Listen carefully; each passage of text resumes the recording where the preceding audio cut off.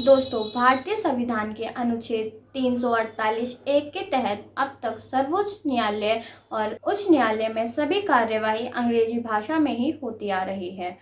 इसका असर यह होता है कि आम नागरिक अंग्रेजी भाषा होने की वजह से फैसलों को ठीक से नहीं समझ पाते हैं। साथ ही कानून की पढ़ाई अंग्रेजी में करने की वजह से वकील भी आम जनता की भाषा को नहीं समझ पाते हैं और यह एक वजह है जिससे न्याय मिलने में देरी होती है या फिर ठीक तरह से केस पर काम नहीं हो पाता है। तो दोस्तों, अब इसी विषय को लेकर प्रधानमंत्री ने एक बार फिर से न्याय व्यवस्था में क्षेत्रीय भाषाओं का इस्तेमाल करने की बात की है, जिससे आम नागरिक भी कानून को समझ पाए और उन्हें फैसलों में समझने में आसानी हो सके। यह मुद्दा बहुत पहले से चला आ रहा है। अब क्या सच में सभी अदालतों में क्षेत्रीय भाषा में काम किया जाएगा? अब तक अदालतों में किस भाषा में केस पर काम होते थे और उस वजह से आम नागरिकों को क्या क्या कठिनाइयां झेलनी पड़ती थी, इन सभी सवालों के जवाब इस वीडियो में जानेंगे। तो बने रहिए आप हमारे साथ इस वीडियो में।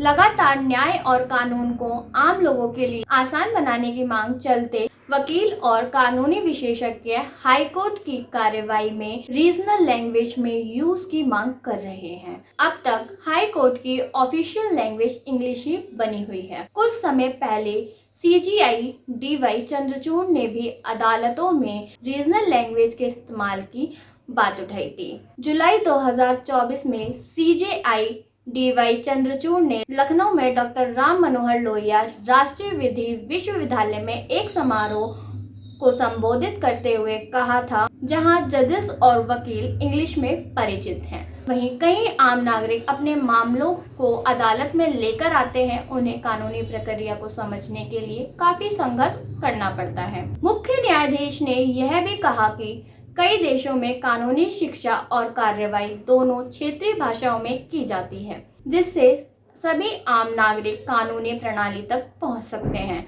और साथ ही वकील और न्यायाधीश बनने की इच्छा भी उनके अंदर जागृत होती है। दोस्तों, वहीं अगर वर्तमान हालात की बात की जाए तो भारत के 25 उच्च न्यायालयों में से केवल 4 न्यायालयों बिहार, उत्तर प्रदेश, मध्य प्रदेश और राजस्थान में अपने कार्यवाही और कानूनी दस्तावेज में हिंदी का उपयोग करने की अनुमति है। कानून की भाषा में बदलाव करने के लिए हाल ही में यह विषय संसद में भी उठाया गया था, जिसके जवाब में केंद्रीय मंत्री अर्जुन राम मेघवाल ने कहा कि भारत सरकार को पहले तमिलनाडु, गुजरात, छत्तीसगढ़, पश्चिम बंगाल और कर्नाटक हाई कोर्ट से तमिल, गुजराती, हिंदी, बंगाली और कन्नड़ के उपयोग करने की अनुमति देने का प्रस्ताव मिले थे। इन प्रस्तावों पर भारत के मुख्य न्यायाधीशों से सलाह ली गई और 2012 में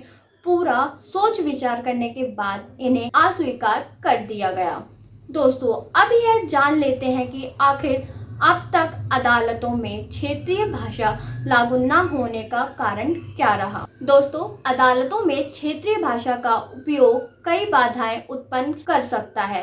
यह उन वकीलों और न्यायाधीशों के लिए समस्या खड़ी कर सकता है जिन्हें क्षेत्रीय भाषाओं का ज्ञान ठीक से नहीं है। ऐसा ही एक मामला बिहार की अदालत में देखने को मिला, जहां एक वकील ने हिंदी में बोलने पर जोर दिया, लेकिन न्यायाधीश को हिंदी भाषा का ज्ञान नहीं था। इस समस्या से निपटने के लिए वकीलों और न्यायाधीशों को क्षेत्र विशेष की भाषा की ट्रेनिंग देनी होगी और उन्हें पर्याप्त रिसोर्सेज भी उपलब्ध कराने होंगे, तभी क्षेत्रीय भाषा का प्रस्ताव सफल हो पाएगा।